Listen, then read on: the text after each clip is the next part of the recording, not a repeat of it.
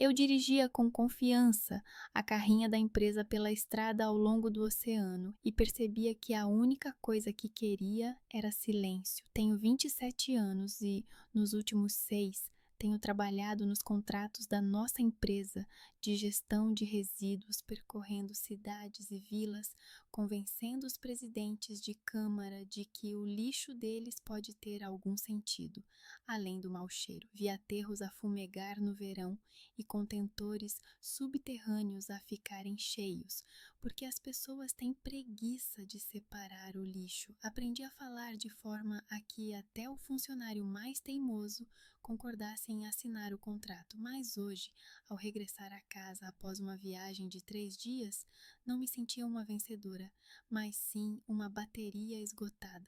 A casa de praia foi a minha única verdadeira loucura e a única decisão certa ao mesmo tempo. Quando o meu pai morreu de um AVC, percebi de repente que todos os seus "um dia vamos viver perto do oceano" continuariam a ser apenas palavras, se ninguém fizesse algo concreto com elas. Na altura, eu ainda não era gerente sênior, sentava-me num canto do espaço aberto, organizava tabelas e fazia apresentações para os outros, quando vi o anúncio de uma pequena casa semi-abandonada à beira-mar por um preço que parecia uma sentença para o meu histórico de crédito. Algo dentro de mim clicou. Entrei numa hipoteca como se fosse uma segunda vida adulta. Papéis, verificações, nervos, conversas com o banco. O meu pai ajudou-me com o primeiro pagamento. Ele poupou a maior parte desse dinheiro de tal forma que a minha mãe nem sabia todos os detalhes. E depois, durante 6 anos, paguei sozinha todos os meses. A minha mãe achava que isso era um disparate. Ela achava que qualquer compra que não facilitasse a vida imediatamente era um capricho. A vida dela consistia em decisões temporárias. Homens, empréstimos, aluguéis de apartamentos. A minha irmã Chelsea estava sempre no centro desses turbilhões. Ora era um casamento, ora um divórcio, ora um novo startup, que por algum motivo sempre acabava em dívidas. Eu era aquela em quem se podia apoiar quando tudo desmoronava. Eu estava acostumada a ser o plano B, mas comprei a casa de praia para mim, não como um projeto familiar, não como nossa casa comum, mas como meu território, onde não preciso dos dramas de ninguém. Virei numa rua conhecida. À esquerda e à direita havia casas baixas. A maioria das janelas já estavam escuras. Apenas na minha parcela brilhava mais do que o habitual. Reparei nisso ainda de longe. Demasiada luz, demasiado movimento. O coração bateu-me forte quando vi uma carrinha estranha estacionada mesmo em frente à minha garagem, cheia de caixas. Desliguei o motor, mas fiquei sentada por alguns segundos, apertando o volante. No porta-malas da carrinha destacava-se uma mala surrada familiar, com uma faixa azul desgastada.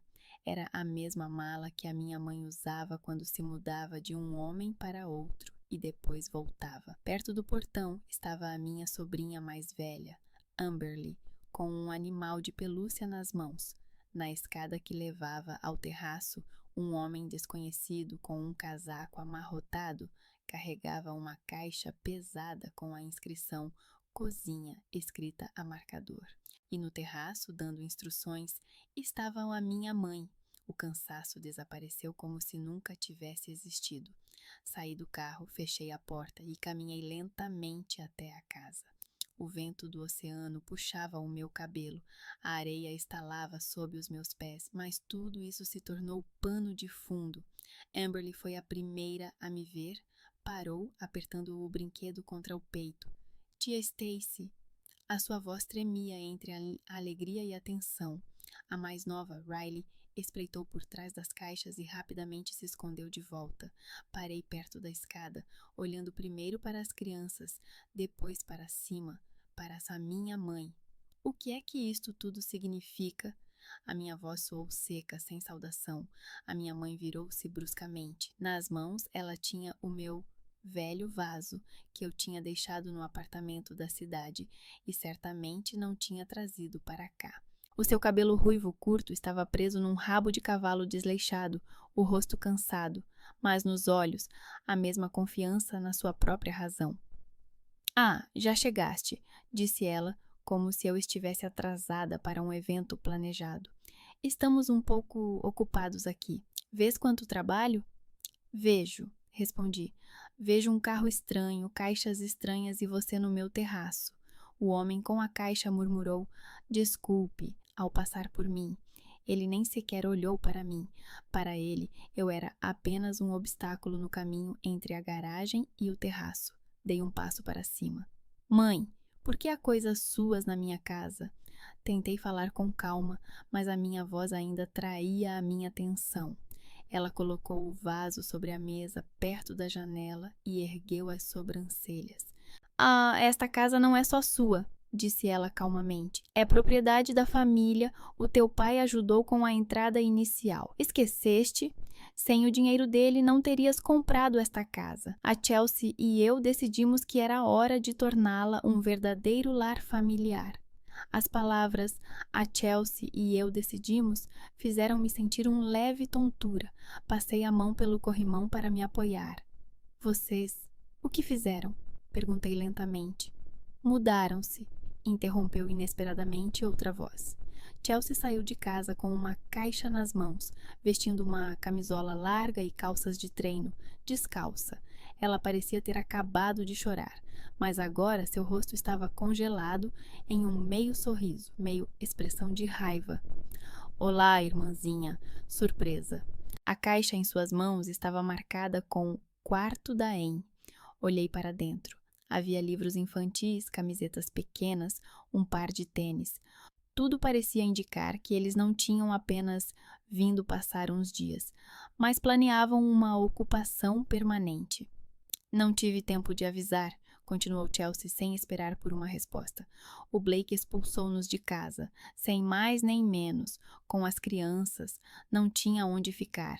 A minha mãe vendeu o seu apartamento, porque precisava de pagar parte das dívidas. Por isso, estamos aqui.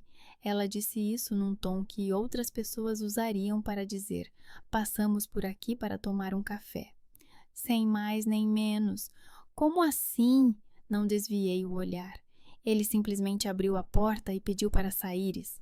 Não comece, suspirou a minha mãe. Não agora. As meninas já estão estressadas. É tão difícil assim nos dar um pouco de tempo? A casa é grande, você está sozinha aqui mesmo. A casa é minha, eu disse, e o fato de eu estar sozinha aqui não a torna menos minha. Amberly aproximou-se silenciosamente e puxou-me pela manga. Vamos ficar quietas, tia, sussurrou ela. Prometo. Esse sussurro teve mais impacto do que as palavras da minha mãe. Olhei para essa criança e depois novamente para os adultos. A minha mãe já tinha assumido a posição de dona da casa junto à porta. Chelsea pousou a caixa e encostou-se à parede. Stacy, a voz da minha mãe tornou-se mais firme. Está na hora de parares de agir como se fosses a única pessoa no mundo. És a mais velha. O teu pai sempre disse que és responsável. A família está a passar por um momento difícil. Chelsea, pela segunda vez em alguns anos, fica com as crianças sem teto. Você tem que ajudar, não com esmolas, mas de verdade, com uma moradia normal. Eu ajudei, respondi secamente, com dinheiro, babás, transporte, quando você brigava com o seu namorado de vez em quando. Mas uma coisa é ajudar. Outra coisa é permitir que vocês simplesmente entrem e declarem a minha casa como propriedade da família. Não finja que somos estranhos para ti. A voz da minha mãe adquiriu um tom metálico. O teu pai não nos deixou dinheiro para que tu o apropriasses, comprasses uma casinha à beira-mar e esquecesses quem é a tua família. Ele ajudou-me com o primeiro pagamento. Forcei-me a falar devagar. O resto eu paguei sozinha, todos os 6 anos. Se queres falar sobre dinheiro, podemos, mas vamos chamar as coisas pelos seus nomes. Não estou interessada na tua contabilidade agora. Ela afastou a mão. O facto é que estamos aqui e não vamos embora. As crianças não vão voltar para a cidade para dormir no carro. Chelsea acenou com a cabeça, como se a mãe tivesse expressado o seu pensamento. Só preciso de um pouco de tempo para me reerguer, disse ela já com mais suavidade. Vou encontrar um emprego, pensar em alguma coisa. Tu sabes que eu sempre me virei de alguma forma. Era isso que eu sabia melhor. Ela sempre se virou de alguma forma, às custas de alguém. Normalmente, às custas da mãe. E as minhas. Quanto tempo é um pouco? Perguntei. Uma semana? Um mês? Um ano? Estão a vender o apartamento sem terem um plano para onde morar. Estão apenas a contar que eu não vou expulsá-los para a rua. Ah, porque pessoas normais não fazem isso, respondeu a minha mãe bruscamente. Pessoas normais não chamam a polícia para os seus familiares. Ninguém chamou ninguém ainda, disse eu. Ainda estamos a conversar, mas se vocês não reconhecerem que esta é a minha casa e não a nossa casa, então teremos que recorrer a mais do que apenas conversas. No silêncio, ouvia-se as ondas a bater na areia, lá embaixo. Chelsea olhou para a minha mãe, depois para mim. Não está a falar a sério, sussurrou ela. Está mesmo disposta a expulsar-nos para um lugar desconhecido só para não nos deixar ficar aqui? Senti um aperto no peito, mas não estava disposta a recuar. Estou disposta a ajudar-vos a encontrar um lugar para morar, disse eu. Posso pagar o primeiro mês de aluguer, ajudar a transportar as vossas coisas, mas não vão morar aqui. Não assim, não sob o pretexto de propriedade familiar. Então é assim. A minha mãe acenou lentamente com a cabeça, com um brilho frio nos olhos. Está bem. Se queres tudo por escrito e dentro da lei, assim será. Achas que és a única sensata? Nem sequer sabes o que o teu pai realmente queria. Só sei uma coisa, disse eu. Os documentos estão em meu nome e agora são 10 da noite. Acabei de voltar de uma viagem de negócios e quero descansar. Dou-vos tempo até amanhã de manhã para levarem as vossas coisas. Amanhã à tarde conversaremos sobre alojamento temporário. Se ficarem, vou realmente chamar a polícia. Estás a falar a sério? A minha mãe não perguntou, apenas constatou. Estás a colocar-nos perante um facto consumado. Sim, respondi, tal como vocês fizeram comigo. Discutimos um pouco mais, brevemente, acaloradamente, em círculos. As crianças ficaram em silêncio, ouvindo os adultos jogarem com as palavras família, casa, traição.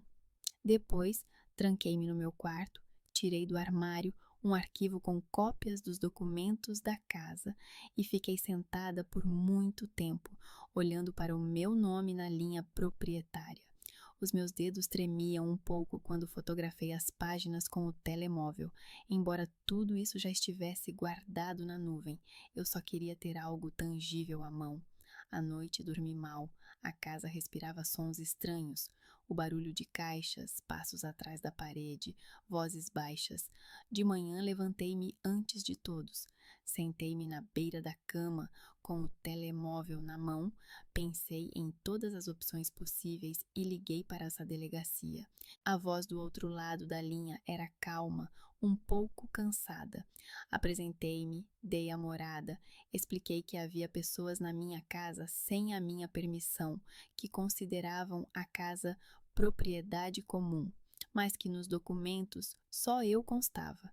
Acrescentei que havia crianças lá e que eu não queria que aquilo se transformasse num circo com gritos. Disseram-me que a patrulha viria durante o dia e esclareceram alguns detalhes. Desliguei o telefone e senti um vazio no peito, mas ao mesmo tempo um alívio. Antes do almoço, consegui ir à loja e comprar novas fechaduras. O técnico concordou em vir imediatamente. Voltamos quase ao mesmo tempo que a minha mãe e a Chelsea. Elas claramente tinham saído de manhã. Na sacola que Chelsea trazia nas mãos, havia um pacote de cereais, um pacote de macarrão e mais alguma coisa. Elas entraram em casa sem sequer olhar para o homem com as ferramentas. Que circo é este? Perguntou a minha mãe, ao ver o técnico a retirar a fechadura antiga da porta da entrada. Estou a trocar as fechaduras, disse eu. Como proprietária, vou ter novas chaves. Você não. O olhar da minha mãe escureceu. Você decidiu nos cortar fisicamente, disse ela baixinho. É isso mesmo. Não tive tempo de responder, porque ao mesmo tempo que o barulho das ferramentas, um motor roncou na rua, um carro com luzes piscantes parou em frente à casa. Senti tudo dentro de mim se contrair em um nó apertado. Aí estava a polícia para essa minha mãe, a qual, segundo ela, pessoas normais não recorrem. A porta se abriu e 2 policiais subiram a varanda. Um deles era grisalho, com uma expressão neutra no rosto, o outro era mais jovem e atencioso. Eles se apresentaram e pediram para todos nós irmos para a sala de estar. As crianças saíram atrás de Chelsea, segurando um guaxinim de pelúcia e uma boneca de plástico. Eu fiquei perto da parede, segurando um arquivo com cópias dos documentos. Quem chamou? Perguntou o oficial mais velho. Eu, respondi. Quem é o proprietário da casa? Perguntou ele. Eu, repeti. Coloquei uma cópia do contrato à sua frente. Ele deu uma rápida olhada e acenou com a cabeça. Depois olhou para a minha mãe e para a Chelsea e pediu os documentos delas. Esta é a minha filha, disse a minha mãe. Nós somos a família dela. O pai dela pagou por esta casa. Ela não tem o direito de nos expulsar para a rua. Nos documentos, o proprietário é único, disse o oficial calmamente, sem julgamento. O seu nome não está lá, senhora. De acordo com a lei, se o proprietário exige que outras pessoas que não têm contrato de arrendamento ou direito de propriedade deixem a habitação, temos de garantir que tudo decorra pacificamente. Está a falar a sério? A voz de Chelsea falhou. Ela está a expulsar-nos com as crianças e o senhor está a ajudá-la? Não vê o que se está a passar aqui? O agente olhou para mim. Insiste mesmo que estas pessoas saiam hoje? Perguntou ele. Senti a Amberly a olhar para mim do sofá. A minha mãe a apertar os lábios, preparando-se para um novo ataque. A Chelsea a ficar tensa, como se estivesse prestes a entrar em ação. Respirei fundo. Sim, disse eu. Estou disposta a ajudar com o transporte, disposta a pagar o primeiro mês de aluguer, se for necessário. Mas elas não vão morar aqui.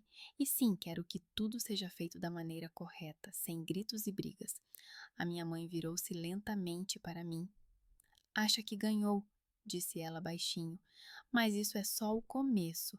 Ainda vai se arrepender muito de ter ligado para esse número ontem.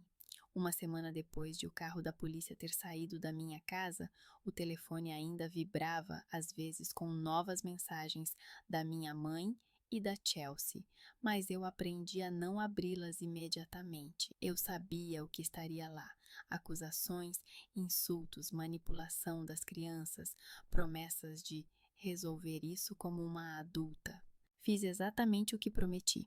Encontrei, através de um corretor imobiliário conhecido, uma casa pequena, mas bem iluminada numa zona tranquila da cidade. Paguei 3 meses de aluguer adiantado, enviei à minha mãe o endereço e o contacto do proprietário.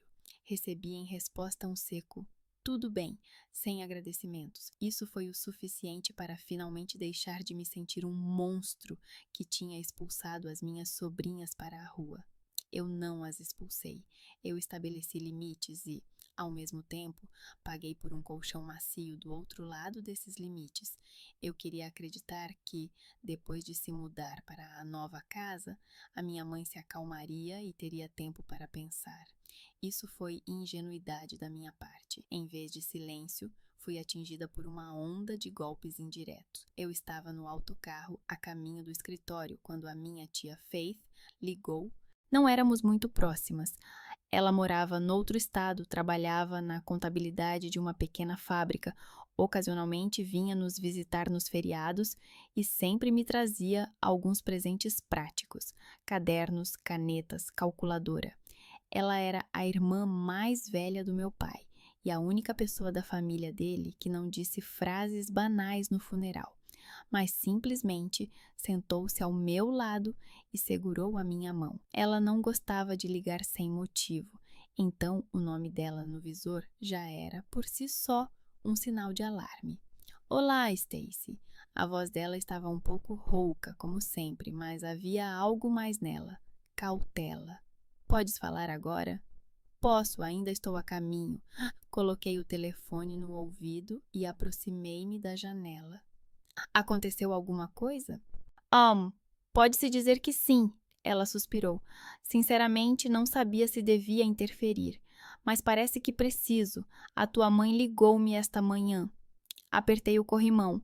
O autocarro rangia, as pessoas ao meu lado folheavam as notícias.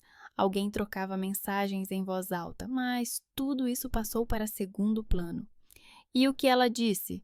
A minha garganta secou. Não só a mim, esclareceu Faith. Ela já falou com metade dos parentes. Diz que tu... Ela fez uma pausa, como se estivesse escolhendo as palavras, que expulsaste ela e Chelsea com as crianças para a rua, que agora elas mal sobrevivem porque não têm dinheiro, que tu te apropriaste de toda a herança do teu pai e vives como... Bem, tu entendes, não é uma palavra muito cuidadosa. Diz que tu dás festas, que os homens mudam como luvas, que tu cuspiste na família. Eu até ri, mas foi um riso seco. Festas, repeti. Seria bom saber quando elas acontecem, para eu poder ir pelo menos uma vez. Tu sabes como eu vivo. O convidado mais barulhento é o som das ondas. Eu sei, disse Faith calmamente. É por isso que estou a ligar para ti, e não acredito cegamente. Mas, Stacy, tens que entender. Nem todos sabem. Para a maioria, tu és uma filha desobediente que escondeu a casa da mãe e do falecido pai, que sonhava com um ninho familiar. O pai sonhava que tivéssemos um lugar onde não estivéssemos sempre a apagar os incêndios dos outros. Respondi calmamente. Não acho que ele imaginava uma invasão com caixas. Não estou a discutir. O tom dela permaneceu calmo. Só estou a dizer que a minha mãe está a moldar ativamente a imagem. E a Chelsea concorda com ela. Dizem que não lhes deste um único dólar quando os expulsaste de casa. Paguei 3 meses numa casa normal, disse eu bruscamente. Bairro bom, escola perto, senhorio adequado. Não é um albergue nem um canto na casa de alguém. Se eles chamam isso de não deu nada, então acho que nem vale a pena discutir. Eu pensei que havia algo que não batia certo, respondeu Faith. Por isso estou a perguntar diretamente. Você sabe que eu não sou do tipo que acredita na primeira versão. Eu vi como você trabalha duro, mesmo quando seu pai se gabava dos seus relatórios, sem entender muito bem o que você estava calculando. Mas para os outros é mais fácil acreditar na imagem de uma filha cruel do que na possibilidade de uma mãe ser manipuladora. O autocarro parou e as pessoas começaram a se dirigir para essa saída. Saí na paragem perto do escritório, mas não fui para o edifício. Afastei-me para um pequeno parque ao lado e sentei-me num banco. Faith, falei após uma pausa. Seja sincera. Quando o pai morreu e tudo isso aconteceu com a herança, ele realmente deixou a mesma quantia para mim e para a Chelsea? Ela ficou em silêncio por alguns segundos. Sim, ela finalmente disse. Eu vi os documentos. Ele queria ser justo, como ele mesmo dizia. Ele achava que tu irias te dar bem. E Chelsea? Bem, ele esperava que ela finalmente se comportasse. Infelizmente, tu sabes como tudo acabou. Eu sabia. Recebi tanto quanto a Chelsea, o suficiente para alguém dar a entrada de um imóvel e para outra pessoa pagar 3 casamentos, um carro e alguns investimentos muito ruins em um empresário conhecido. Comprei uma casa. A Chelsea ficou sem nada e com novas dívidas 1 ano depois.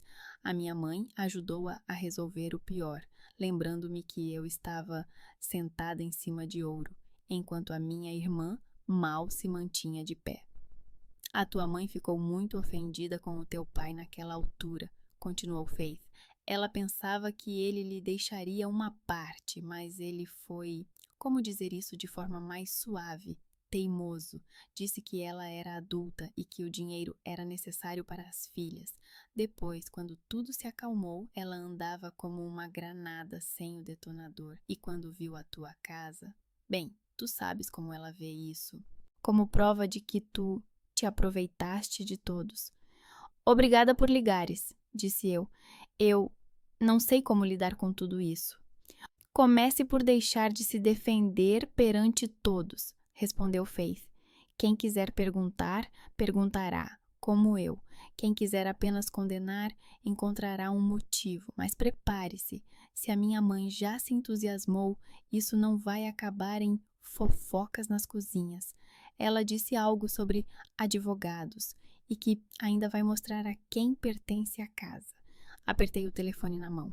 Ela já me escreveu sobre os advogados, confessei.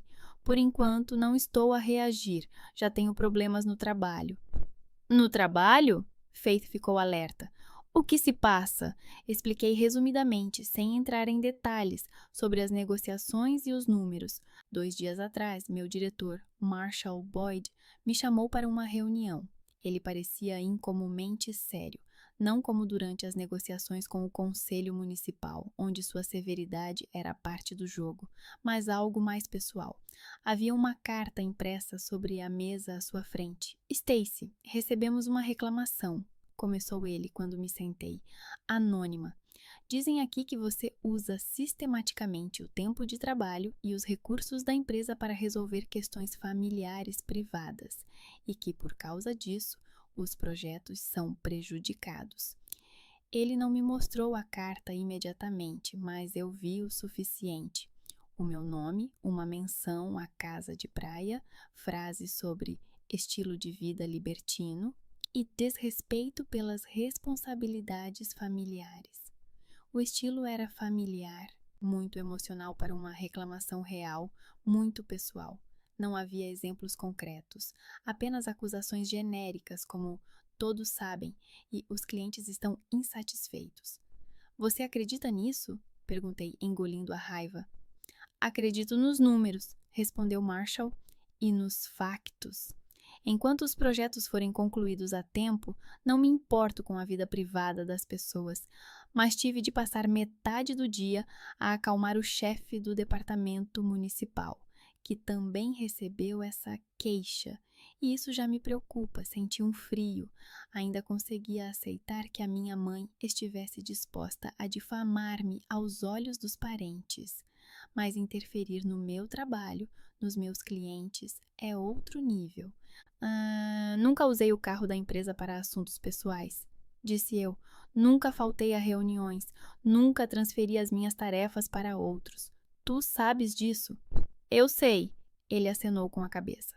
É por isso que estamos a conversar calmamente, sem medidas disciplinares. Mas alguém quer muito prejudicar a sua reputação, e essa pessoa sabe onde estamos, o que fazemos e com quem trabalhamos. Talvez você devesse... Ele fez uma pausa, escolhendo as palavras. Estabelecer alguns limites com aqueles que sabem demais sobre a sua vida? Naquele momento, eu apenas acenei com a cabeça. Como explicar ao meu chefe que estou a tentar estabelecer limites e que, por isso, recebo uma resposta negativa? Desculpa por ter te sobrecarregado com tantas coisas, disse Faith, quando terminei de contar. Mas há mais uma coisa que precisas saber. Senti uma tensão familiar nas têmporas. Estou pronta, disse eu, embora na verdade não me sentisse pronta de todo. O Blake veio ter comigo ontem, disse ela calmamente. Sim, o teu terceiro marido favorito, Chelsea. Ele não é o meu favorito, respondi instintivamente. Foi uma ironia, murmurou ela, mas suavemente. Ele trabalha perto, no local onde fazemos a manutenção do equipamento. Ele entrou na contabilidade para entregar uns documentos e viu o meu apelido. Perguntou se eu era parente e depois contou uma coisa interessante sobre o motivo pelo qual ele realmente pediu o divórcio. Levantei-me do banco e comecei a andar de um lado para o outro. O ar frio ajudou-me a recuperar um pouco a razão. Andy, deixe-me adivinhar, disse eu. Ele não expulsou a Chelsea de casa sem motivo. Não foi sem motivo, confirmou a Faith. Ele diz que há um mês suspeitava que ela estava com alguém. Ela começou a chegar tarde, a ficar nervosa, a andar sempre com o telemóvel. Então, ele foi buscar as crianças ao treino e encontrou-a no armário com o treinador da mais velha. Como é que ela se chama? Amberly, sugeri, sentindo um nó desagradável no estômago. Ah, sim, a tia acenou com a cabeça secamente. Ele diz que entrou porque ouviu risos e alguns sons estranhos. Bem, você entende o que ele viu lá. Depois houve gritos, lágrimas. Chelsea disse que não significava nada, que ela só queria se sentir viva. E ele disse que não permitiria que a sua filha fosse criada naquela confusão. E agora quer levar a Riley para morar com ele, porque tem medo que a tua irmã só esteja interessada na pensão alimentícia. Encostei-me ao corrimão de metal frio. Sério? Suspirei. Isso é o que menos me surpreende nessa história. O facto de a Chelsea ter estragado tudo outra vez nem sequer é novidade. O facto de ele querer levar a criança é uma reação normal e saudável. Talvez, concordou a Faith, mas ele também disse que está disposto a testemunhar sobre o comportamento da tua mãe e da tua irmã, se o caso for a tribunal. E não só em relação às crianças. Ele ouviu-as a discutir sobre a tua casa. Ele diz que ouviu as palavras: se ela não concordar, encontraremos uma maneira de a obrigar. E algo sobre documentos que ela não viu todos. Algo dentro de mim se partiu. Documentos que ela não viu todos.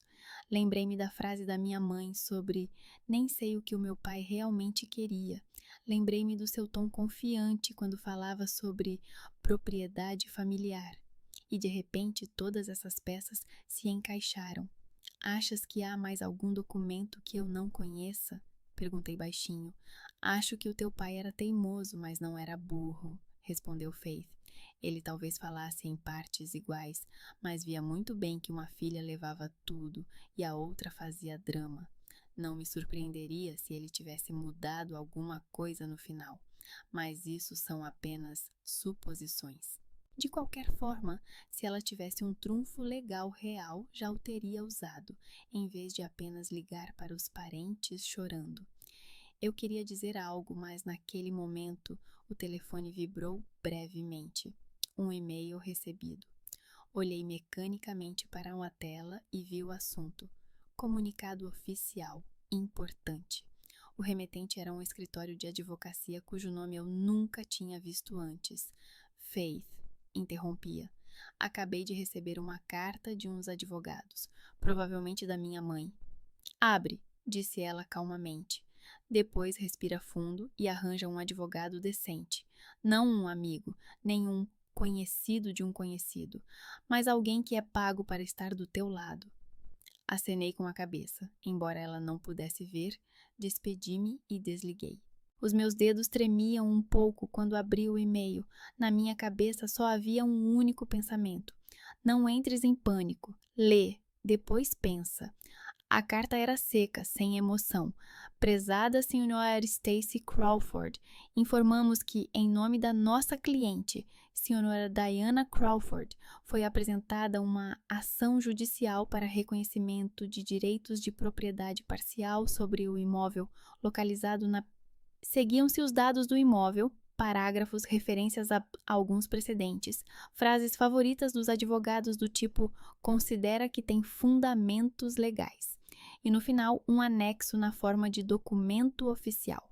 Uma hora depois, quando eu já estava sentada no escritório tentando me concentrar no plano de implementação de um novo sistema de coleta seletiva para a área urbana, a administradora do escritório se aproximou da minha mesa com uma carta registrada nas mãos.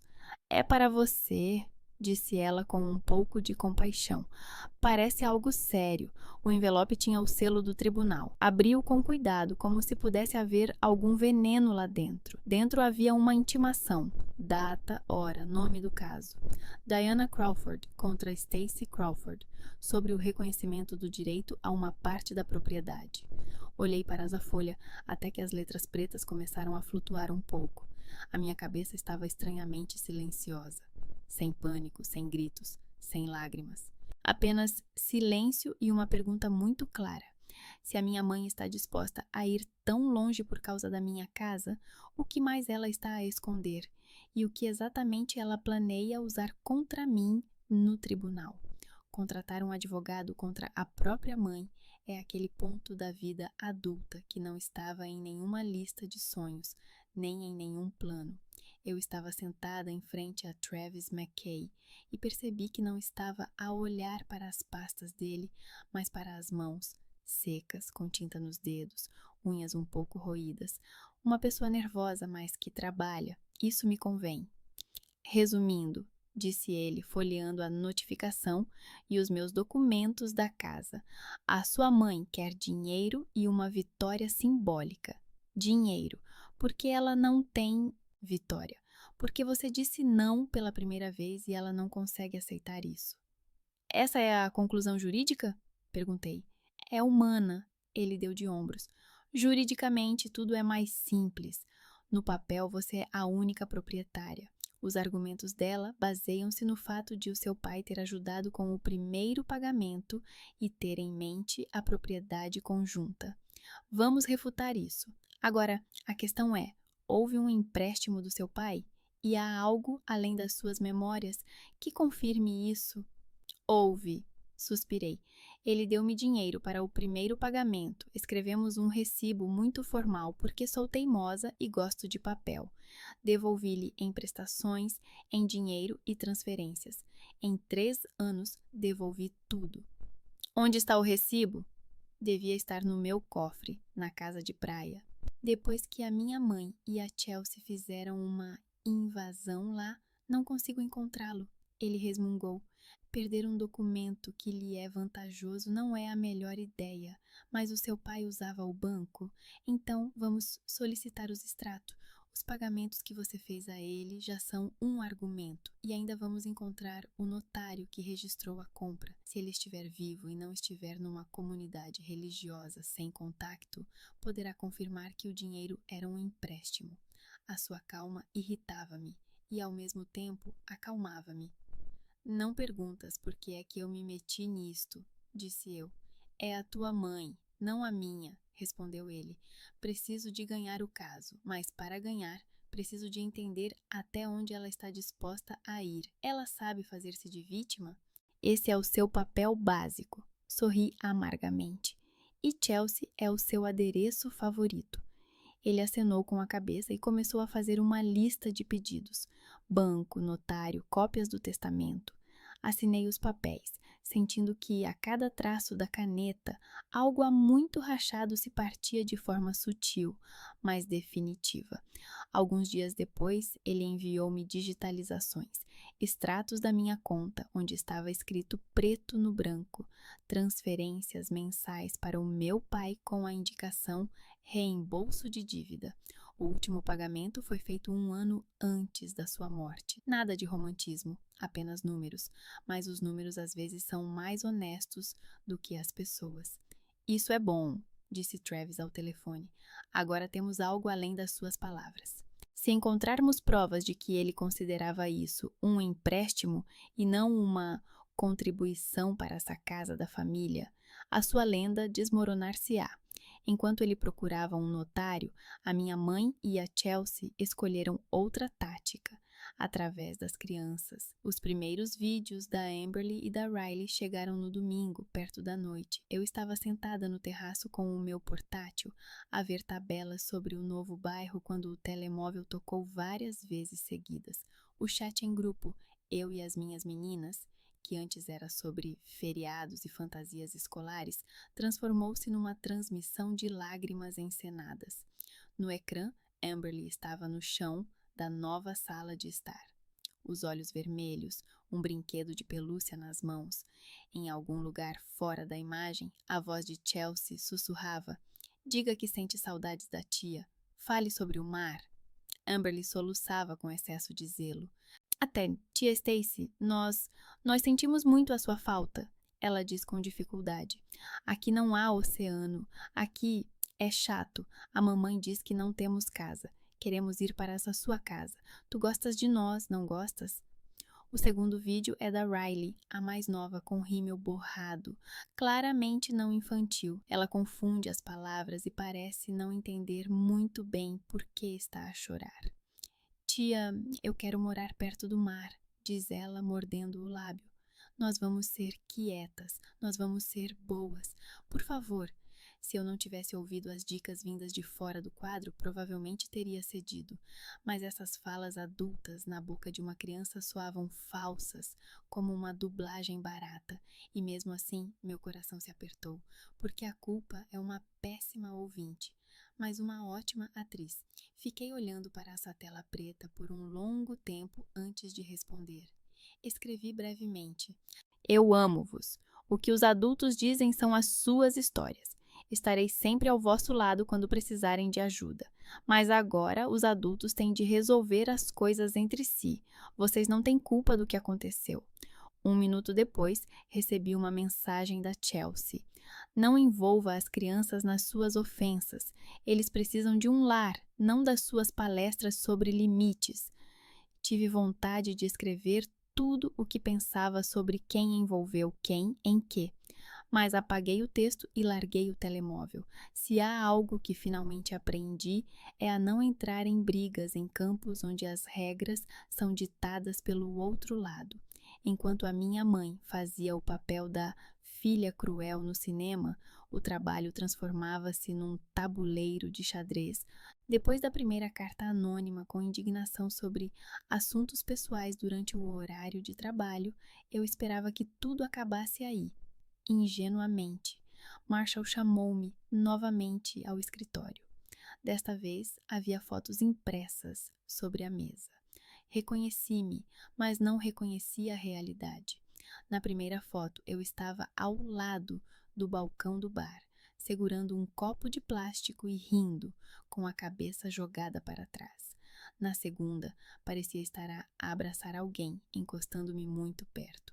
Na terceira, parecia estar a tropeçar ao sair para o pátio com os braços abertos, como se estivesse bêbada. Dizem que foi na festa da empresa do ano passado, disse Marshall secamente. Quem diz isso? Nem sequer me sentei. Não havia fotógrafo na festa da empresa, e este é um lugar completamente diferente. Está a ver a placa? O nosso evento foi realizado noutro hotel. E a propósito, fui uma das primeiras a sair, porque tinha uma apresentação pela manhã. Ele inclinou-se para mais perto e olhou atentamente para uma das fotos, depois para outra. Parece uma montagem, admitiu. Mas as pessoas que estão a enviar isto não têm como objetivo ser honestas. Elas querem causar impacto. Estas imagens já foram vistas na administração municipal. Um dos conselheiros ficou muito curioso para saber se a sua gerente gosta mais de festas do que de contentores. E o que você respondeu? Perguntei, sentindo a mandíbula travar. Que a nossa gerente gosta de prazos e sistemas, respondeu ele, e que não há nenhuma reclamação sobre a qualidade do seu trabalho. Mas, Stacy, alguém está a gastar muito dinheiro e esforço para que tudo pareça verdadeiro. Alguém que te odeia profundamente. Eu já sabia a quem perguntaria sobre isso primeiro. Naquela mesma noite, enviei os ficheiros para o Travis. A resposta chegou quase instantaneamente. É o trabalho de um detetive particular e de um editor de fotos não muito habilidoso. Vou descobrir quem pagou. Se for a sua irmã, o tribunal vai achar interessante ver como ela interpreta o conceito de valores familiares. Ele ligou 1 hora depois. Falei com um colega que às vezes trabalha para o outro lado da barricada, disse Travis. Ele diz que há uma agência privada na nossa cidade que gosta desse estilo. Barato, grosseiro, com foco no efeito emocional e não na qualidade jurídica. Se tivermos sorte, encontraremos pagamentos com o cartão da sua irmã ou da sua mãe. É um excelente contra-argumento às lágrimas deles no tribunal. Fala como se fosse um jogo, disse eu cansada. É um jogo, discordou ele. Sujo, desagradável, mas ainda assim um jogo com regras. Se não as conheces, serás expulso do tabuleiro. Estou aqui para que isso não aconteça. Ironicamente, a única voz de bom senso nesse período foi a de Blake. O terceiro homem de Chelsea. Ele ligou quando eu estava no estacionamento do supermercado, com um saco numa mão e as chaves na outra. O nome no ecrã fez-me querer desligar.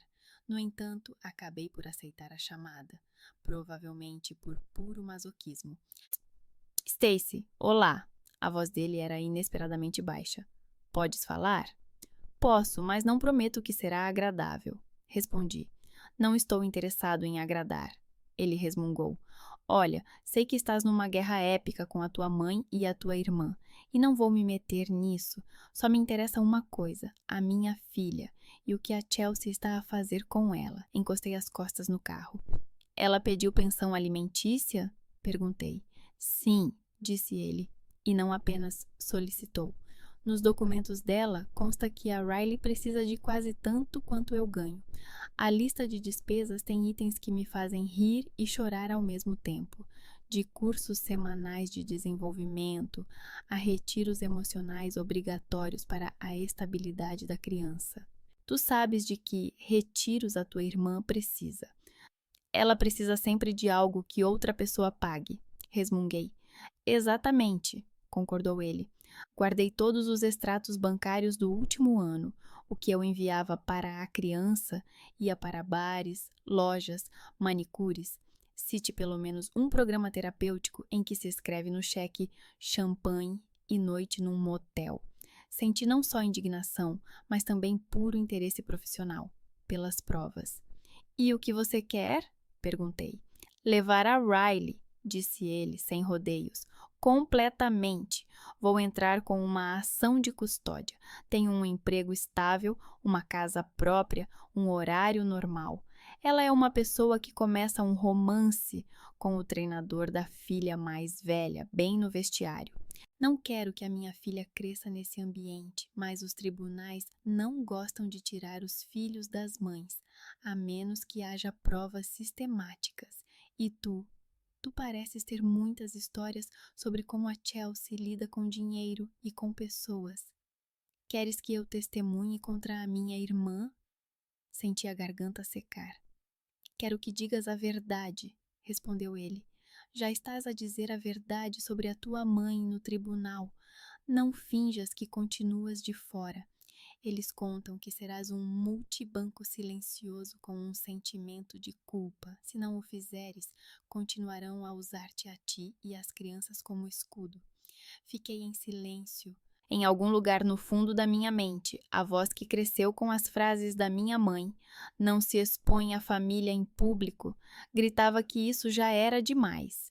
Outra voz mais fresca, mais calma, lembrava o vídeo das meninas chorando. Envie-me os extratos, eu disse finalmente. Vou mostrá-los ao meu advogado. Se ele disser que faz sentido, para ti e para mim, vou pensar. Combinado, exalou Blake. E, Stacy, obrigado por não desligares o telefone. Ele enviou os extratos naquela mesma noite. Valores, datas, descrição dos pagamentos, fundo infantil com o meu apelido na descrição e no mesmo dia uma compra numa loja de vinhos e num salão de beleza. Enviei tudo para o Travis. Resposta. Não é apenas um fundo, é um padrão. O tribunal vai achar interessante. Na sala, a juíza parecia ter já visto todas as variações possíveis do inferno familiar. Diana estava sentada na primeira fila, com as costas perfeitamente direitas, num fato escuro, as mãos cuidadosamente cruzadas. Ao lado dela estava o seu advogado. Um pouco atrás, Chelsea, com um vestido sóbrio que não combinava com o seu habitual sorriso nervoso. Primeiro, falou o advogado da mãe. Ele pintou um quadro da filha mais velha cruel, que apropriou-se do sonho da família, expulsou a mãe e os filhos e usa a casa como um resort privado. As palavras casa da família, sonho do pai, polícia contra a própria mãe eram repetidas com tanta frequência que se tornaram um leitmotiv. Quando a juíza pediu à própria Diana para se pronunciar, ela desempenhou seu papel habitual sem qualquer falsidade. Mas não estou a pedir que lhe tirem tudo, disse ela com voz calma. Só peço que reconheçam que esta casa não foi paga apenas com os esforços dela. O meu marido investiu, trabalhou durante anos. Sonhávamos que os nossos filhos e netos viessem aqui como se fosse a casa da família.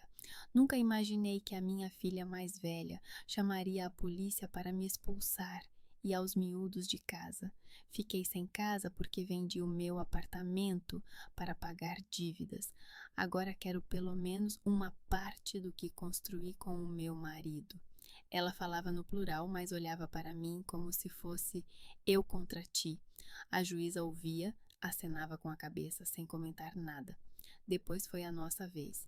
Travis levantou-se, sem gestos teatrais. Meritíssima, disse ele. Nós também queremos justiça, só que temos uma definição diferente dela. No papel, esta casa tem uma única proprietária, a senhora Stacy Crawford. O contrato de compra, as obrigações hipotecárias, todos os pagamentos estão em nome dela. Nenhuma menção à senhora Diana ou à senhora Chelsea. Sim, o pai ajudou a filha com o primeiro pagamento, mas esse dinheiro não foi uma contribuição familiar, mas um empréstimo. Aqui estão os extratos bancários. Durante 2 anos, a senhora Stacy pagou mensalmente a dívida ao pai. A finalidade dos pagamentos era reembolso da dívida. O último pagamento foi feito cerca de 1 ano antes da morte do Sr. Crawford. Ele entregou a pasta ao juiz. Ela folheou as primeiras páginas e ficou mais atenta. Quanto à expulsão para a rua, continuou Travis, vamos acrescentar um facto que, por alguma razão, não foi mencionado. Após o conflito na casa, a senhora Stacy pagou 3 meses de aluguer de uma habitação separada na cidade para a demandante, sua filha e netos. Cópias do contrato e transferências bancárias, nos autos do processo. A lei não vê nisso uma expulsão, mas a realização dos direitos do proprietário, que ao mesmo tempo providenciou uma moradia alternativa. Ele falava de forma simples, sem floreios, e cada documento era um pequeno golpe na imagem da filha cruel. Quando me interrogaram, mantive-me fiel aos factos, como formalizei a hipoteca, como ocorreu a invasão com as caixas, como ofereci ajuda com o aluguer. O advogado da minha mãe tentou extrair emoções. Não se importava onde eles iriam dormir? Sentiu triunfo quando a polícia chegou? Mas a juíza rejeitou 2 vezes as suas perguntas como manipuladoras. Chelsea, pelo contrário, deixou-se levar completamente pelas emoções. Eu só queria que os meus filhos tivessem um teto, disse ela com a voz ligeiramente trêmula. O meu marido expulsou-nos, eu não sabia para onde ir. A minha mãe vendeu o apartamento para nos salvar. Achamos que a família devia ficar junta e a minha irmã chamou a polícia. As crianças ainda têm medo de sirenes. Senhora Nolan, interrompeu Travis, confirme. Você sabia que sua irmã pagou 3 meses de aluguel da casa onde vocês moram agora? Chelsea ficou confusa por um momento. Ela não nos perguntou se queríamos isso, começou ela. Oh, isso não é uma resposta, repetiu ele calmamente. Você sabia que ela pagou? Sim, disse Chelsea cerrando os dentes. Eu sabia. Obrigado. Não há mais perguntas por enquanto. Depois da cena familiar, foi a vez de Blake. O julgamento do seu caso de custódia deveria ser separado, mas Travis conseguiu que o seu depoimento fosse ouvido aqui, como parte do quadro geral. Estou aqui porque se trata da minha filha e de pessoas que estão habituadas a viver às custas dos outros, disse ele ao subir ao banco das testemunhas. Nunca me esquivei de pagar pensão alimentícia, mas quando num dia vejo uma transferência para a criança e depois um cheque de um bar e salão de beleza caros, tiro as minhas conclusões. Tenho esses extratos. Também tenho a memória de quando encontrei a minha então esposa no vestiário do ginásio com o treinador da minha enteada, e tenho a sensação de que, para ela, os filhos são mais um instrumento do que uma responsabilidade. Ela faz o mesmo com a irmã. Cada crise termina com alguém a pagar pelos erros dela. Na maioria das vezes, é a Stacy. As suas palavras eram desagradáveis, mas justas. A juíza examinava os extratos. às vezes franzindo a testa. O advogado da mãe tentou contra-atacar, insinuando os pecados passados do próprio Blake, mas a juíza interrompeu essa linha de argumentação. Não estamos aqui a avaliar as qualidades morais de todos os presentes, disse ela friamente. Estou interessada em ações específicas relacionadas a este caso. Quando Travis chamou o próximo testemunho, Elliot Grisham, senti-me novamente tensa. Ele falava com cautela sobre algo interessante, mas os seus olhos revelavam que ele próprio estava realmente interessado. Grisham parecia cansado e um pouco culpado. Ele confirmou que havia muitos anos cuidava dos negócios do meu pai e redigiu o testamento. Depois veio o ponto principal. Cerca de 2 meses antes de morrer, o Sr. Crawford me pediu para alterar o testamento, disse ele. Ele queria aumentar a parte da filha mais velha para 60% e reduzir a parte da mais nova para 40%. Ele disse que uma filha era estável e responsável, enquanto a outra era impulsiva e não sabia lidar com dinheiro. Preparamos um novo texto e ele assinou-o. Por que essa versão não foi registrada oficialmente? Perguntou Travis. Por causa de um erro meu, disse Grisham com sinceridade. Eu estava com problemas com outro caso no escritório e acabei atrasando o processo. Depois, o Sr. Crawford foi hospitalizado. Entreguei o pacote com o novo texto à sua esposa, a Sra. Diana, como executora do testamento, explicando que era necessário registrá-lo. Ela assinou o recibo. Mas, mais tarde, descobri que tinham executado a versão antiga, com partes iguais. Quando perguntei por quê, a senhora Diana disse que o marido mudou de ideias e que não há nenhum novo testamento.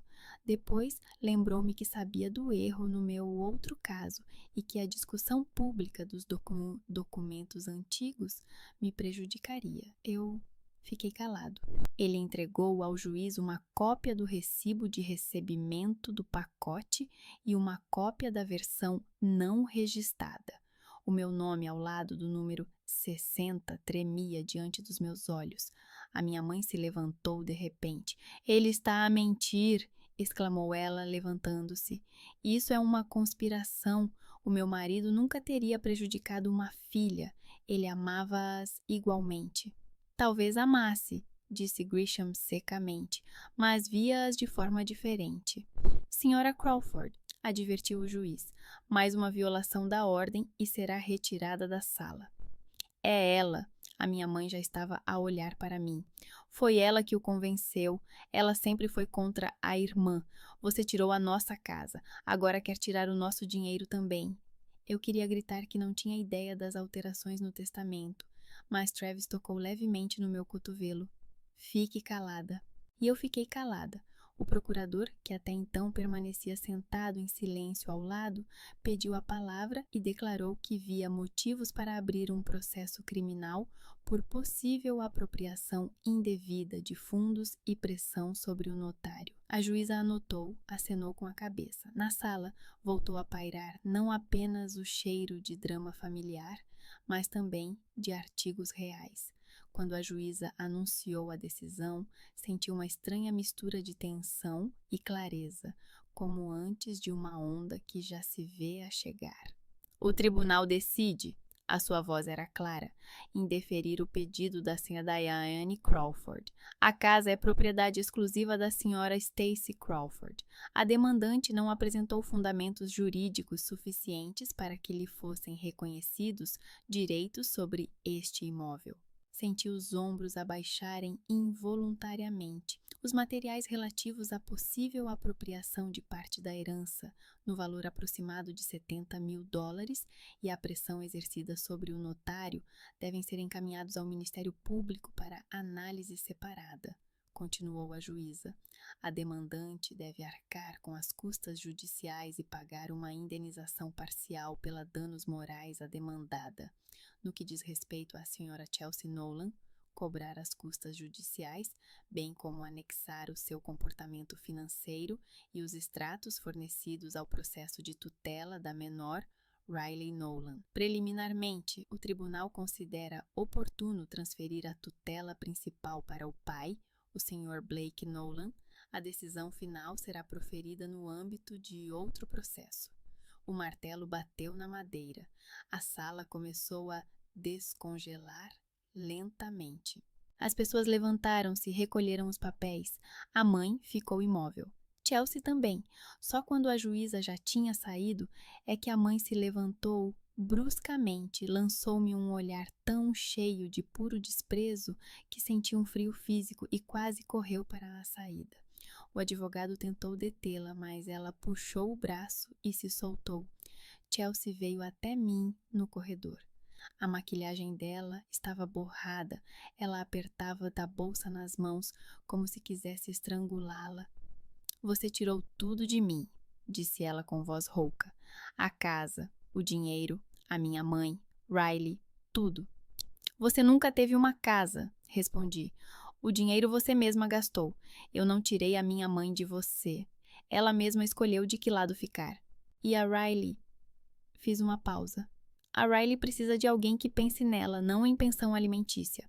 Ela lançou-me um olhar que normalmente se lança a alguém que se quer bater, mas que se sabe que isso só lhe dará mais argumentos. Então ela se virou e correu atrás da minha mãe. Saí do tribunal com o Travis. Na escada, o Blake nos alcançou, agradeceu brevemente pelo testemunho e por eu ter me envolvido. Pela primeira vez, os seus olhos pareciam não apenas cansados, mas também um pouco aliviados. Se eu tiver a Riley, disse ele, quero que ela tenha pelo menos um lugar onde ninguém a trate como vítima. Tu és esse lugar para ela. Não o percas. Estou a aprender a usá-lo, respondi. A casa na praia estava silenciosa. Apenas algumas mensagens de texto não lidas de um número desconhecido, que eu ainda não tinha aberto. Coloquei o telemóvel na mesa, sentei-me no terraço e, pela primeira vez em muito tempo, simplesmente ouvi o barulho das ondas, sem pensar que algo iria explodir a qualquer momento. Devo ter adormecido na cadeira, porque acordei com uma chamada. O número era local, desconhecido. Senhora Stacy Crawford? Uma voz masculina profissional. É da polícia. Precisamos que venha hoje a esquadra para prestar esclarecimentos. É mais alguma queixa? Perguntei cansada. Não, respondeu ele. Trata-se da senhora Diana Crawford. Ela desapareceu após a audiência de hoje. O carro dela foi encontrado à saída da cidade, perto de um motel. Dentro dele estavam os documentos dela e um bilhete onde você é mencionada. Precisamos que você o leia pessoalmente. Quando entrei na delegacia, o ar estava mais pesado do que o normal. Talvez por causa do ar-condicionado, talvez porque hoje não se tratava de uma denúncia anônima no trabalho, mas da minha mãe, que desapareceu junto com parte da minha infância. Fui conduzida a uma pequena sala, uma mesa, 2 cadeiras, uma pilha de papéis, o cheiro de café que alguém se esqueceu de beber. O detetive mais jovem, com o crachá, Harris, apresentou-se e pediu-me para sentar. Sobre a mesa havia um envelope transparente com uma folha de papel dobrada e uma chave velha igual à da minha casa, só que com a cabeça arranhada. Isso foi encontrado no carro da sua mãe, disse ele. O bilhete estava no banco, a chave no porta-copos. Abriram o saco na minha presença e desdobraram a folha. A caligrafia da minha mãe, nervosa, familiar das notas no frigorífico e das assinaturas na escola. Stacy, tu ganhaste, eu perdi, podes ficar feliz. O pai sempre olhou para ti e não para mim. Tu eras a parceira dele, eu era apenas a esposa que tinha de manter tudo junto. Tu tiraste a atenção dele, agora tiraste o dinheiro dele. Não vou andar nos tribunais, humilhar-me e esperar que tires o que me resta, o respeito por mim mesma. Tu sempre foste forte, eu não. Não vou sentar-me ao teu lado no banco dos réus. Façam o que quiserem com isso. Abaixo havia mais uma linha, irregular, como se tivesse sido escrita à máquina. Diga a todos que esta é a sua vitória. De qualquer forma, todos vão pensar assim. Li 2 vezes. Não havia ameaças concretas, nem um adeus direto. mas todo o texto dizia que ela só via 2 opções: humilhar-se ou desaparecer. Apertei a folha com tanta força que meus dedos ficaram brancos e devolvi ao detetive. Acha que ela poderia... Ele não terminou a frase. Acho que ela poderia fazer qualquer coisa para que tudo não fosse segundo as regras dela. Respondi secamente. Encontrou mais alguma coisa? Coisas. O telemóvel. O telemóvel está desligado, disse Harris. No carro só há uma bolsa com documentos e esta chave. Não há sinais de luta. Peguei na chave. Era uma das primeiras que eu tinha trocado. Pensava que tinha todas elas. Sim, disse eu. Parece um dos que existiam antes da troca. Provavelmente ela guardava-o como um troféu ou como um plano alternativo. Entendido? Ele acenou com a cabeça. Precisamos que confirme oficialmente que mantém a ordem de restrição que o tribunal impôs anteriormente. Nesses casos, os familiares às vezes pedem para que ela seja revogada. Mas não estou a pedir isso, interrompi. Se ela for encontrada, preciso de pelo menos um filtro entre nós. Ele não respondeu nada, apenas anotou algo nos papéis. As semanas seguintes foram uma estranha mistura de vida normal e um vazio onde deveria estar a minha mãe. O trabalho não parou, os contentores não se instalavam sozinhos, os contratos não se assinavam por magia. Marshall comportou-se corretamente, sem nunca sugerir que agora eu era aquela cuja mãe estava a ser procurada. Os colegas discutiam as novidades em sussurros, mas pelo menos não o faziam nas minhas costas, ou faziam-no suficientemente baixo. Entretanto, Chelsea fez o que se esperava dela, fugiu para mais um drama. Blake escreveu-me que após a derrota no tribunal, ela literalmente mudou-se para a casa do mesmo treinador com quem foi apanhada no vestiário. Vivem num apartamento alugado, ela trabalha num lugar e noutro, o dinheiro desaparece tão rapidamente quanto aparece. Ela nem sempre comparece às reuniões com Riley, às vezes falta completamente, depois volta com um presente comprado com o cartão de crédito de alguém. Não sei o que fazer com isso, escreveu Blake numa das cartas. Por um lado, quero que a criança tenha uma mãe. Por outro lado, que tipo de mãe é essa que aparece como fogos de artifício e desaparece? Se você puder falar com ela, ficaria muito grato. Fiquei olhando para esse texto por um bom tempo. Há muito tempo eu entendi que para Chelsea qualquer palavra minha não era ajuda, mas um ataque. Mas para Riley, eu não queria ser mais uma adulta que se vira e vai embora. Começamos a nos comunicar com as sobrinhas, separadamente, sem Chelsea. Videochamadas à noite, quando Blake já estava a voltar para casa e as crianças estavam sentadas na cozinha de pijama. De vez em quando, recebíamos poucas notícias dos detetives sobre a mãe. Ela foi vista num motel barato no estado vizinho, depois num autocarro indo para mais longe ainda. O cartão quase não era usado. Às vezes havia pequenos levantamentos de dinheiro. Nenhuma tentativa direta de entrar em contato comigo, nem telefonemas, nem cartas. Era como se ela tivesse decidido que a melhor maneira de se vingar era viver à margem da minha vida, como uma sombra, e não como uma tempestade. O trabalho foi se estabilizando aos poucos. O escândalo com as cartas anônimas acalmou quando a investigação confirmou que as fotos eram falsas e que as cartas foram escritas a partir do mesmo dispositivo, ligado ao endereço onde a minha mãe morava. A procuradoria incluiu isso no caso geral. Recebi uma promoção, não como recompensa pelo heroísmo, mas como um passo lógico. Há muito tempo eu já desempenhava parte das funções de um cargo superior. A casa de praia mudou durante esse tempo, embora por fora continuasse a mesma. Pintei as paredes do quarto, troquei as cortinas velhas, me livrei de algumas coisas que me lembravam da minha mãe.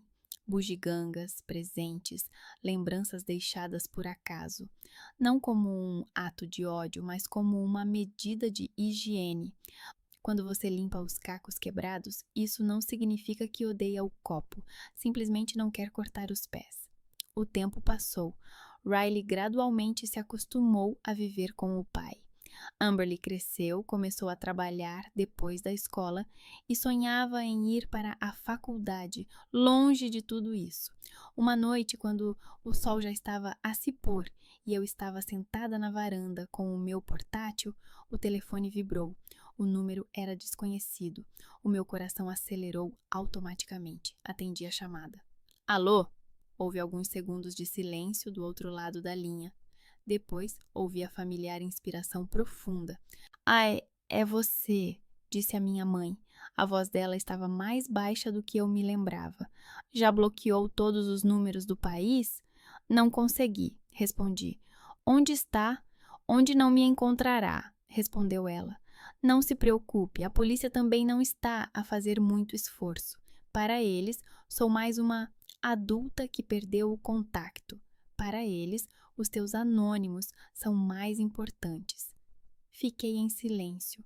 O vento do mar trazia o barulho das ondas para o telefone. Queria dizer que li a decisão do tribunal, continuou ela. Estás muito bem. Fizeste tudo certo, documentos, testemunhas, um advogado bonito. Até o promotor ficou do teu lado. O teu pai ficaria orgulhoso. Não havia elogios sinceros nas suas palavras, apenas uma ironia cruel. Isto não é uma competição, mãe, disse eu. Eu não precisava de vencer-te. Eu precisava da minha casa. Tu dizes sempre isso, ela ignorou. Eu só preciso do que me pertence. A questão é quem decide o que te pertence. Tu, o tribunal, o teu advogado ou o teu falecido pai com os seus papéis secretos. Ele também achava que tu tinhas ultrapassado os limites, disse eu baixinho, e tentou corrigir isso de alguma forma. Tu podias ter me dito a verdade, não fazer esse circo com o testamento. Do outro lado da linha, ouvi um suspiro. A verdade é que sempre fiz o que achei necessário para sobreviver, disse ela. Pode chamar isso de roubo, manipulação, como quiser. Você já disse tudo isso, legalmente e moralmente. Não te preocupes, não estou a ligar para pedir perdão, nem para pedir dinheiro. Então por quê? Perguntei. Queria ouvir a tua voz quando ganhasses, disse ela honestamente. E queria dizer que não vou mais me intrometer na tua vida. A casa é tua, as crianças não são tuas. Eu mesma decidirei o que vai acontecer comigo. Tu já decidiste, ri amargamente. Tu simplesmente fugiste. Pode-se dizer assim, concordou ela. Ou pode-se dizer que finalmente saí do jogo em que todos acham que sabem o que é melhor para mim. Tu adoras falar sobre limites. De repente, senti-me triste e divertida ao mesmo tempo. Ela conseguiu entrar no meu campo e virar tudo de cabeça para baixo. Tudo bem, eu disse. Se tu realmente não te intrometeres na minha vida, já é alguma coisa. Mas, mãe, fiz uma pausa. Se alguma vez te encontrares no fundo e decidires que precisas de ajuda e não de mais um esquema, saiba que não é garantido que eu te dê a mão. Mas, pelo menos vou pensar nisso, não por ti, pelo homem que um dia sonhou que todos nós fôssemos pessoas e não lobos. Ela ficou em silêncio por mais tempo do que eu esperava. Ele sonhou com muitas coisas, disse ela finalmente, e nem tudo se realizou, mas ele certamente não sonhou que a sua filha se tornasse tão dura quanto o mundo em que ela trabalha. Cuide-se, Stacy. Se gostas tanto desta casa, pelo menos vive nela e não nos teus julgamentos. A ligação caiu. Sentei-me com o telefone na mão a ouvir o oceano. A minha mãe estava viva, algures entre motéis baratos e cidades estranhas. Agora havia mais do que alguns estados entre nós, mas essa já era a vida dela, não o meu território. Saí para a assabeira da varanda, pisando descalça nas tábuas quentes. As ondas brilhavam na escuridão, refletindo a luz da lua. A casa de praia não era mais um campo de batalha, era apenas um lar, com uma bomba velha, escadas gastas, paredes que lembravam gritos e risadas, e um silêncio que eu finalmente não temia mais. Não tive um final feliz. A minha mãe não se tornou subitamente sábia. A minha irmã não se tornou responsável. As crianças não esqueceram nada do que viram, mas eu tinha 3 coisas que nunca tive: a minha própria casa, os meus próprios limites e o meu próprio direito de não salvar todos a qualquer custo. Às vezes à noite sento-me na varanda e penso: o que teria acontecido se naquele primeiro dia com as caixas eu tivesse simplesmente engolido tudo e dito: vão viver? Talvez tivesse menos cicatrizes, ou talvez continuasse a viver numa casa onde tudo era decidido por mim. Agora tenho um cenário diferente. A tia Faith vem de vez em quando, lemos juntas as cartas antigas do meu pai e discutimos os novos contentores para a cidade. Blake envia fotos da Riley a construir um castelo de areia numa praia qualquer, não muito longe da minha casa. Amberly escreve que entrou num programa na faculdade e que sonha em um dia ter seu próprio espaço, sem dramas. Às vezes, olhando para as ondas, penso que nenhum tribunal é capaz de julgar a forma como amamos e como traímos. Isso sempre fica entre nós e quem nos olha no espelho. Então me levanto, fecho a porta da minha casa de praia por dentro e vou preparar o jantar. Não é festivo, não é vitorioso. É simplesmente normal para uma pessoa que finalmente aprendeu a viver não apenas para atender às expectativas dos outros,